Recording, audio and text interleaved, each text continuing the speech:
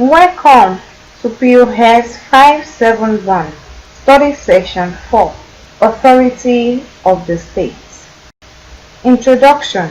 In the last two study sessions, what we have been doing was to address the issues related to the theory of modern states. In this study session, we will examine classical theories of the state as discussed by various philosophers.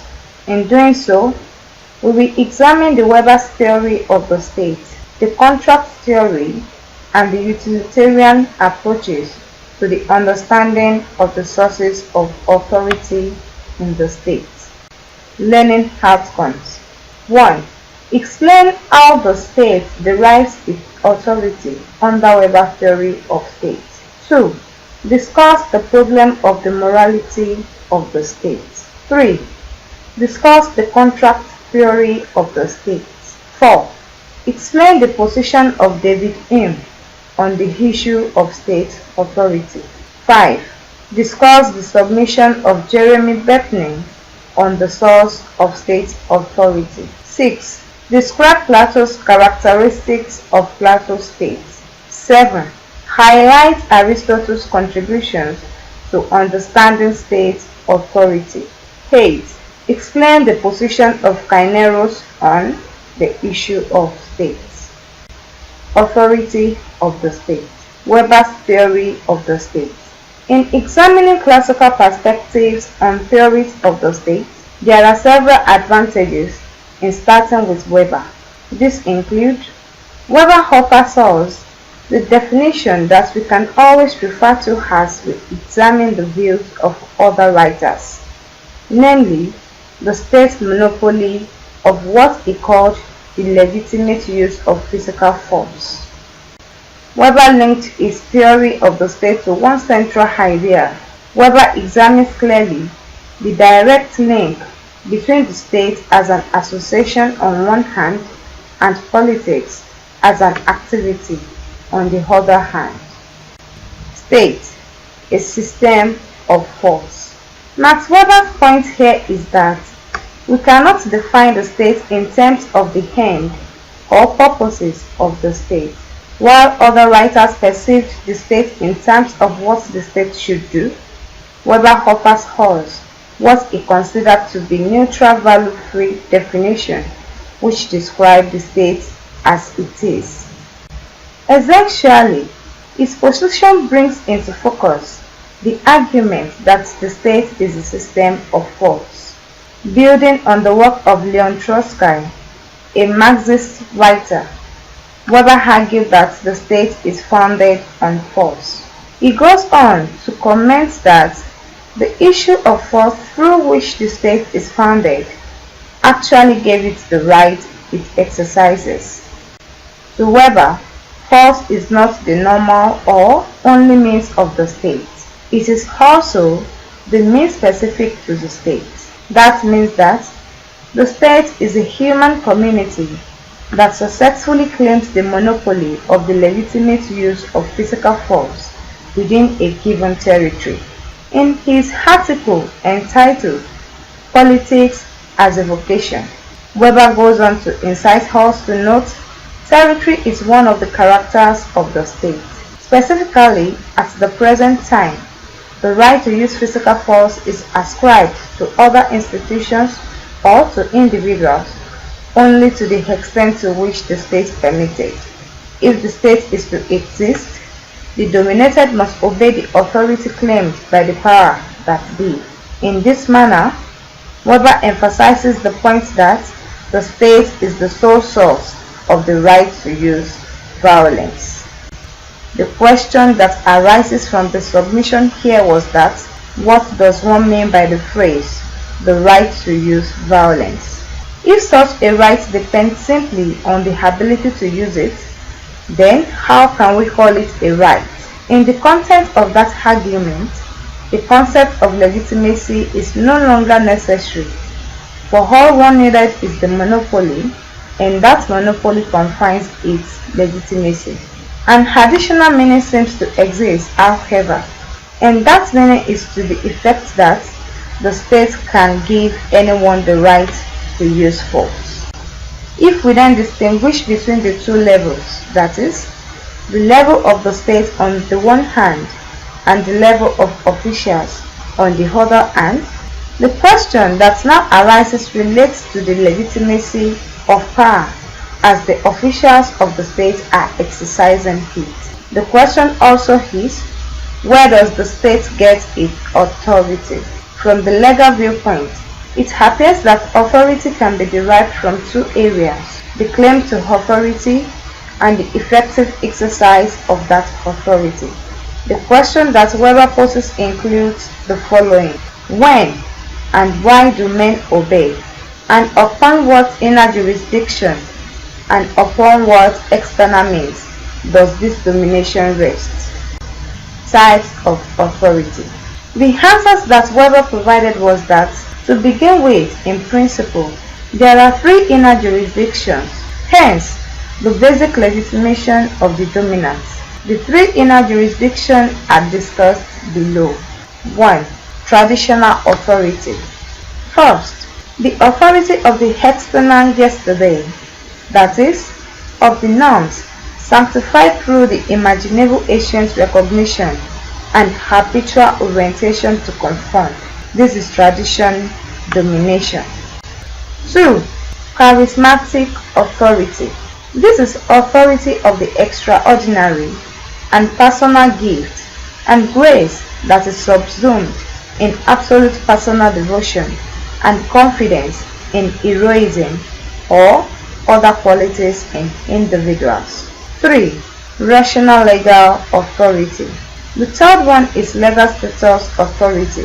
This is domination by virtue of legality or by virtue of the belief in the validity of legal status and functional competence based on rationally created rule.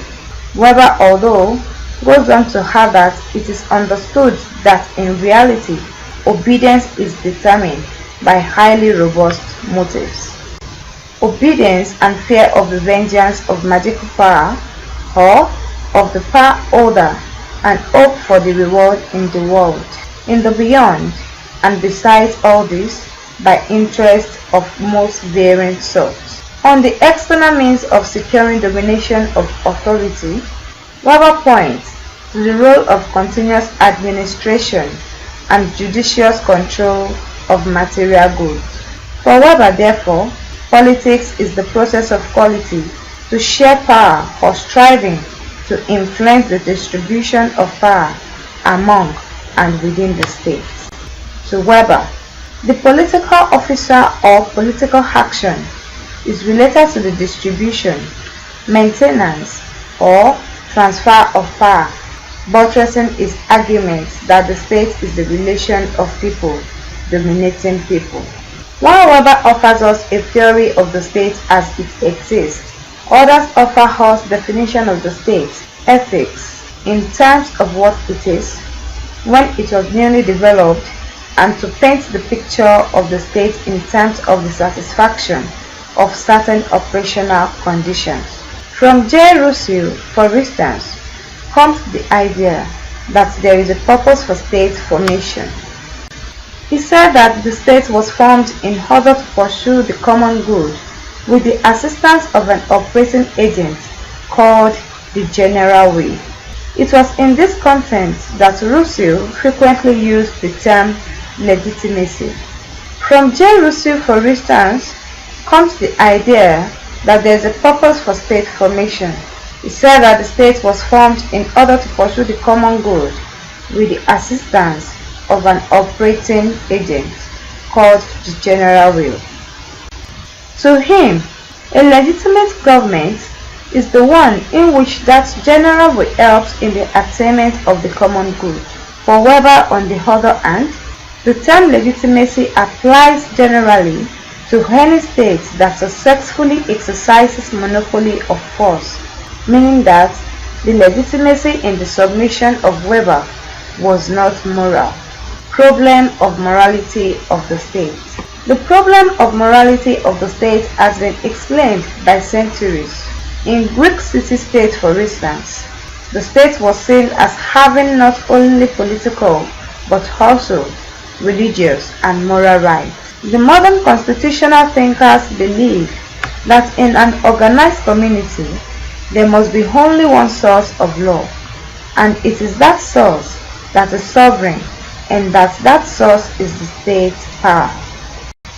In the Middle Ages, the idea of one state having sovereign power over the entire community in Europe on the one hand, and the Church exercising religious and territorial control over Europe on the other hand, created separate communities with the local nobles exercising state power. However, the French Revolution effectively put an end to all this by putting away the Church as a sovereign body. The revolution also eliminated the multiplicity of the center of power that led to the concept of the state as being distinct from any particular government of the state. The contract theory of the state. Writers in this tradition attempt to explain the authority of the state by referring to some general agreement that was entered into before the state came into existence. As Russi argued that man is born free, but everywhere he is chained. How did that come about? I do not know. What can make it legitimate? I think I can explain. In his writing, therefore, we find a specific context to legitimate authority that is perceived as resting on an expressed contract. On the issue of contract, two contradictory positions exist. The first one, identified with radical Democrats, was epitomized with Rousseau, while the second one, identified with the conservatives, was pointed out by Edmund Burke. They both talked of the contract as being the basis of political authority and the state. For Rousseau, however, the contract does not irrevocably commit the people forever. Rather, the contract can be revoked and subjected to renewal. This means that Rousseau locates sovereignty in an assembly to which he ascribes the only legitimate power within the state system. In his own writing, Edmund Burke expressed his belief in the monarchy, which he considered legitimate, because, according to him, there was a point in history when the contract was signed between the people and the king, who subsequently became sovereign and handed down this legitimacy to his successors. For him, the contract is by and large irrevocable. In answering the question, why do we obey, the basic answer the contract theory provides was that people obey because we are contracted to obey, either through our ancestors or by ourselves. This idea of the contract is equally central to Weber's concept of rational legal authority, that argued that the existence of authority must be subject to rational justification and explanation, and that authority must be exercised through stipulated procedures. David Hume's approach to the understanding of authority. David Hume is another influential classical writer who discussed at length the whole idea of authority of the state. In his argument, he accused the contract theory on resting on what he called false metaphysical theory.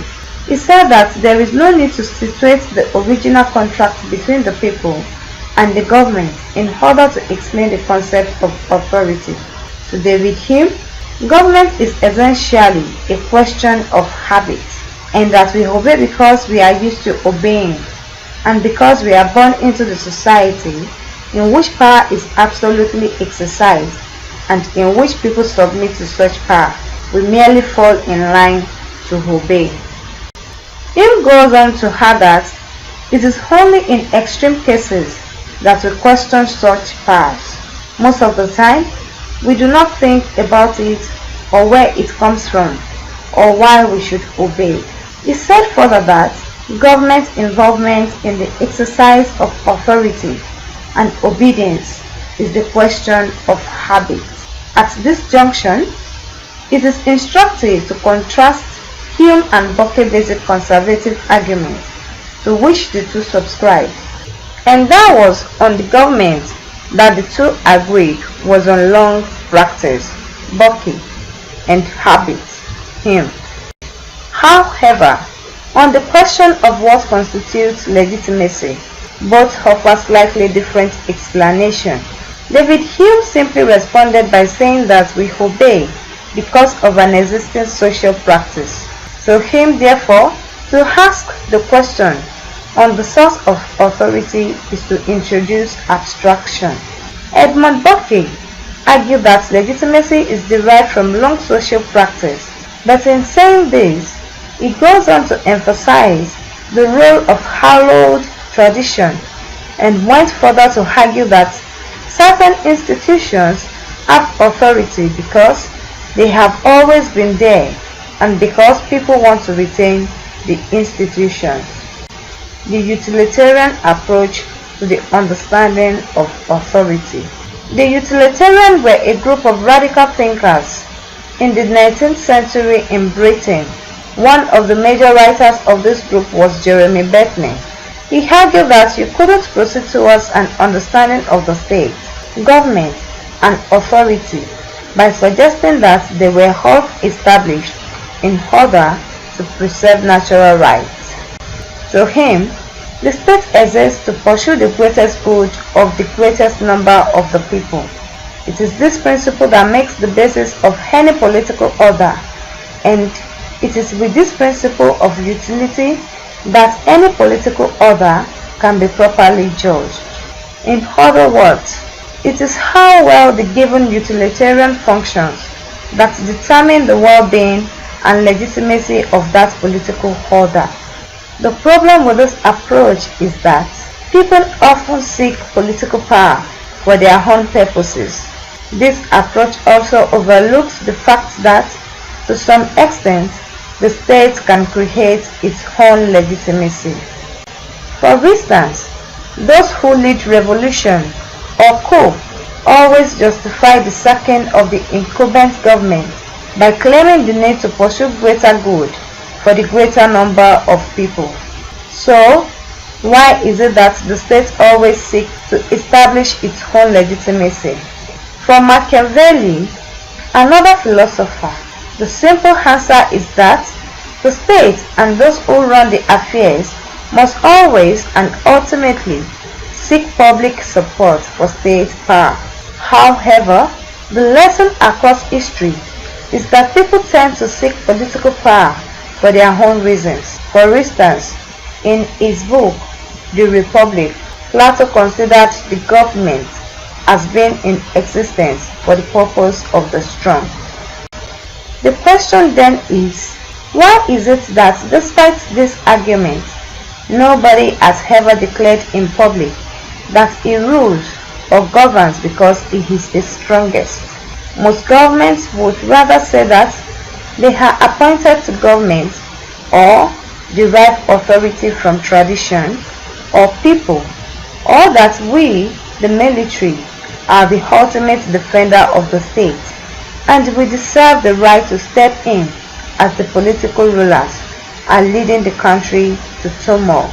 Essentially, therefore, although we do know that government is often based on the monopoly of violence, those in government tend to lay claim to other things in order to justify their role. Legal theorist position. The position of legal theorists argue that what is used to prove everything else cannot in itself be proved. To them, therefore, the point is, once the state exists, then legitimacy and authority are either to be found in the form of decree, an act of parliament, and in terms of the constitution. Skeptics' position. David Hume chose to suggest the second position, which expressed a skeptical theory. He argued that those in power govern because they govern, and since they govern, we obey them. The skeptics support this line of argument since much of the practical experiences of power tend to take the form of the ultimate source of authority. conservative position. In this regard, the argument by Sheldon Woolley in the book Politics as Vision takes us further into the understanding of authority than Weber. Woolley argued from Aristotle's position that man is a political animal and that man usually lives in association with other men through which it develops its human capacity. So Woolley, therefore, what is political comprises what is common, public, or general. So, using Woolley's approach, raise the question of what is common to the whole society or community. The answer can come in terms of certain functions, including the function of national defense, internal order, and regulatory functions over the economy, education, health, housing, etc. These functions then constitute the primary responsibility of political authority expressed in the state as exposed to other authorities, because the function concerns the interest and welfare of the entire community. The different positions noted in the submission of Weber and Woolley are that, while Weber defines the state principally in terms of legitimate domination, Woolley described the state as the area of concern. From Woolley's position, we get the view that political arrangements provide a setting wherein the activities of individuals and groups are connected spatially and temporarily. For instance, the state linked people together, especially through taxation, by drawing revenue from certain area and spending it on the entire society. While Weber defines the state principally in terms of legitimate domination, Woolley described the state as the area of concern. From Woolley's position, we get the view that political arrangement provides a setting wherein the activities of individuals and groups are connected spatially and temporarily. In a similar manner, the state connects people together temporarily through taxation, because when government spends more, it does so not only for the present generation, but such spending are linked with the generation yet unborn.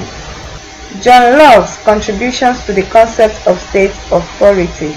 If we consider the writings of John Locke on the concept of state authority, we would see that he objects to the use of force and domination as was found in the works of Weber and Hobbes. For John, government exercises a trust and the sovereign power remains effectively with the people or with their representatives. Locke pressed further that the essential purpose of political organization is to keep the constituent individuals and groups in the society from colliding with each other. This idea constitutes the essence of what Marxist would call the Borgian theory of the state. This theory stated that the society is made up of individuals and groups pursuing their separate interests, and that within this concept, the purpose of the state and government was basically to keep the peace in the society. This argument was in agreement with the earlier submission that the state exists to serve the interests of all the people. Even the conservative writer like Edmund Burke stated, "Kings, in one sense, are the servants of the people, because their powers have no other rational ends of the general advantage."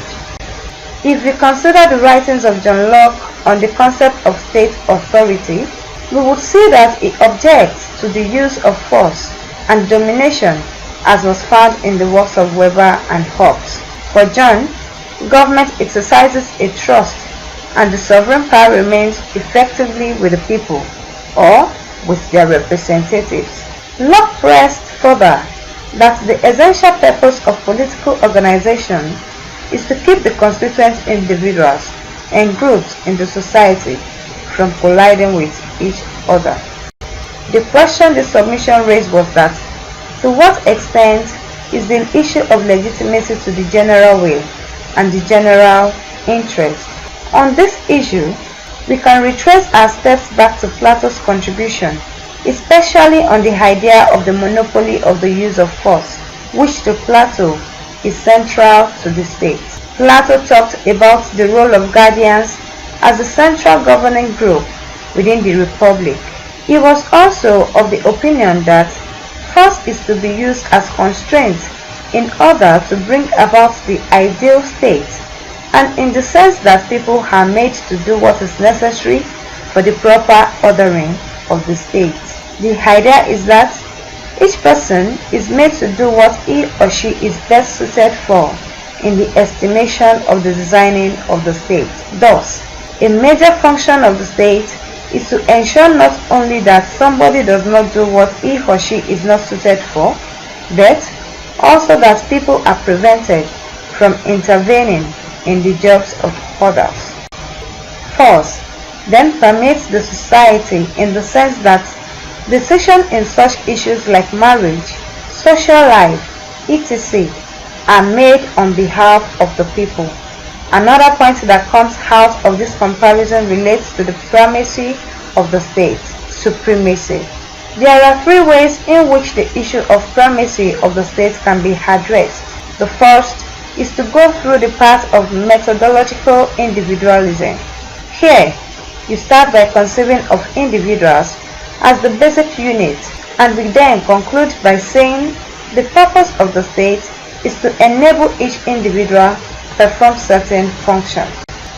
The second way is to identify private groups as the basic unit of the society, e.g., ethnic, religious, regional, family, etc., and then perceive the state as arising from the interaction of these groups. Plato suggested the third way through which the primacy of the state is addressed in his criticism of the first 2 points above.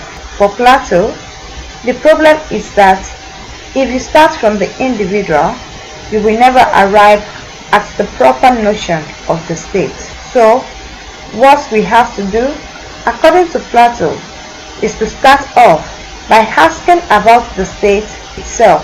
In other words, we have to begin from the whole, totality, rather than unit or subunit of the whole.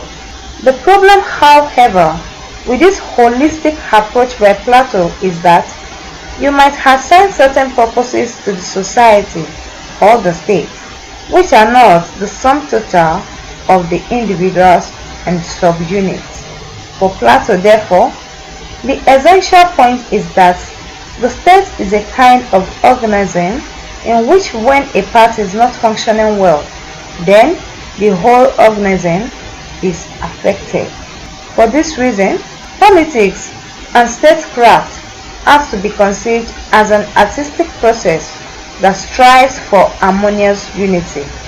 The state has its own purposes, and individuals and other parts of the state must be brought in line with the general purpose of the state.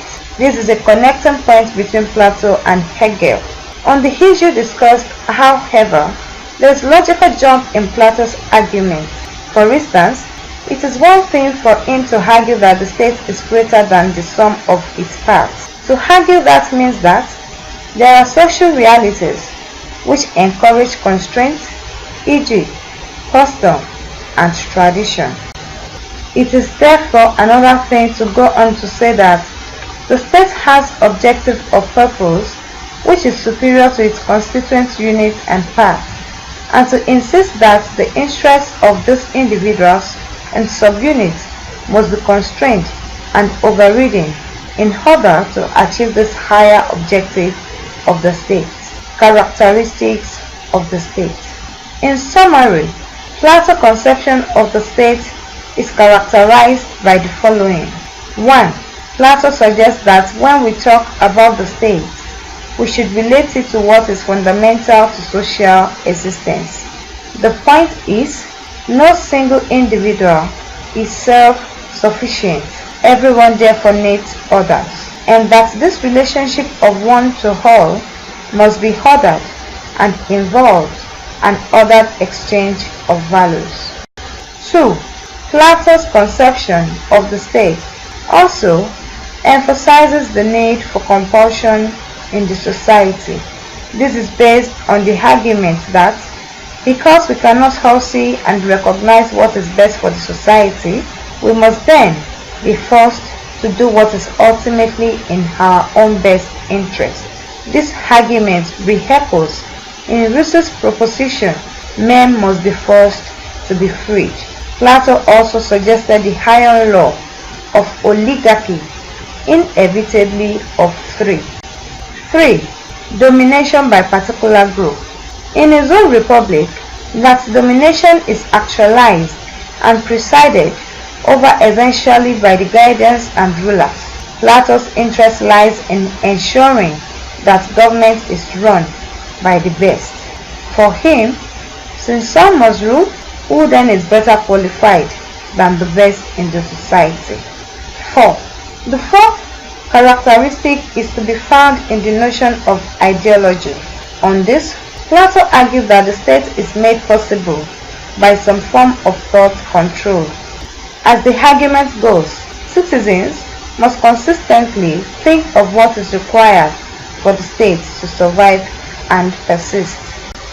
It is for this reason that all states have some notion of what is permissive, and most states often have to invoke the concept of the reason of the state, raison d'etre.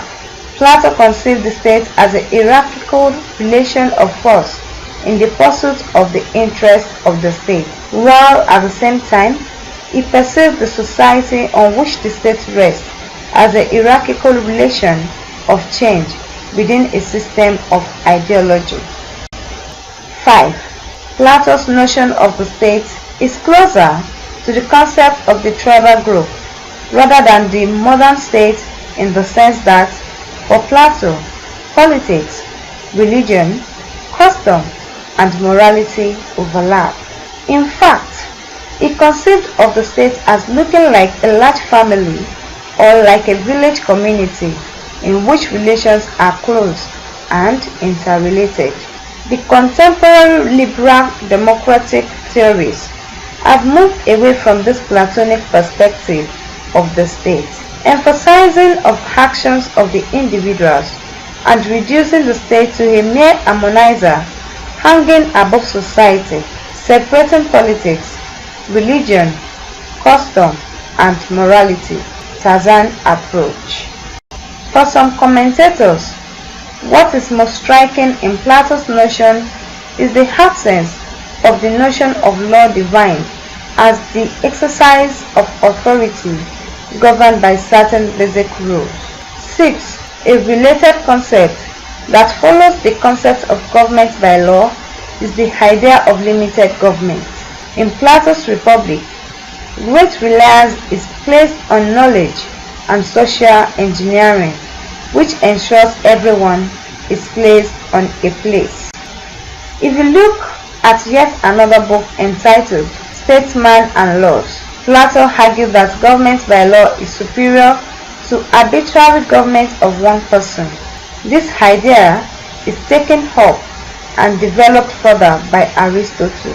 However, Plato's notion of law is an underdeveloped one, since he continued to argue for a static society in which almost everything is determined and closely monitored by those who govern. If this is truly the concept of law as Plato stated, it is then the one that sees the law not as an agent of change, but as an agent of social integration. Again, his concept of law is not a means of general conflict, but of controlling conflicts. 7. The training of the guardians. In a similar argument to Plato, Machiavelli also said that what holds the state together is the repertoire of personal political skill of the ruler. In the new approach, which focuses on the rule of law, emphasis is placed on the quality of the law. Aristotle's contribution. Aristotle defines law as reason that is free from all passion. He argued that justice is basic to the ordering of the polity and that justice depends on the existence of law. The confusion that now set in was that it is only among people governed by law that we achieve a just state. However, Aristotle places certain limits on the efficiency of laws, since to him the ultimate goal of the state is a moral purpose and it is juridical. In other words, for Aristotle, the state exists not for the sake of the law, but for the sake of good life. He then effectively combined two elements in his writings. One, first is the juridical element that addresses the issue of characteristics for deciding on a constitution, citizenship, as well as organizations and distribution of offices in the state. 2. Second is the aspect of his writing that focuses on moral, which is critical for deciding between the just and the unjust, and between the good and the bad in different politics. However, the modern notion of what the law is in the context of the state can be traced only to the Romans and not particularly to Aristotle. Cainero's contribution. For Cainero, we get the idea that justice is not only the sole justification of the state, but also the very essence of the state's existence itself. The state, he argued, is based on the interest of the rulers alone. But in relation to the law, Cainero stated that the state, which is also called the Commonwealth, is an association of men united in partnership. He stated that he couldn't conceive of people unless they are held together by consent of law. He went further by saying that a political community is not based on human weakness, but on natural human precariousness, that is, the tendency for people to like to be with other people. For him, the essence of the structure of the state is to determine the distribution of offices rather than on good deeds or the pursuit of good life. He argued further that this structure must always be referred to as the reason that brought the state into existence, whether by one person, few persons, or many individuals. To him, all political organizations use force on the basis of the rules, and on this, there are two senses in which the rule of law exists. 1. The first sense relates to law as reflecting the bond that originally brought the society together. 2. The second sense relates to law as the basis or means with which the society exists. The third, as was postulated by Cainero, is an affirmation of two beliefs, which are fundamental to his own picture of the state. The beliefs are as following. First, he believed in the existence of natural law, and which not only guides the conduct of the state, but also can be used to guide state behavior. He also believed that in any given community, there is a supreme power which the law emanates from. This supreme power is what is called sovereignty, and it is that supreme power that determines the structure of the state. Summary. What emerged from Cainero's writing, therefore, is the idea that there is supreme power regardless of whether the law is exercised by the people or the prince. The basic point is that power is the exercise of law, and it has to be governed by law. He also identified three ideal types of authority, namely traditional, charismatic, and legal rational leadership. Weber maintained that state morality and the monopoly of force is valid for the proper functioning of the state. We also examined three salient approaches to the understanding of authority, one of which is the social contract theory, which based the source of authority of the state on general agreements. The Hume approach also stated that the state authority was formed out of habit of the people to obey every constituted authority. Utilitarian approach equally argue that the state exists to pursue the greatest good of everybody in the society, which then encourages people to obey. End of study session 4. Thanks for listening.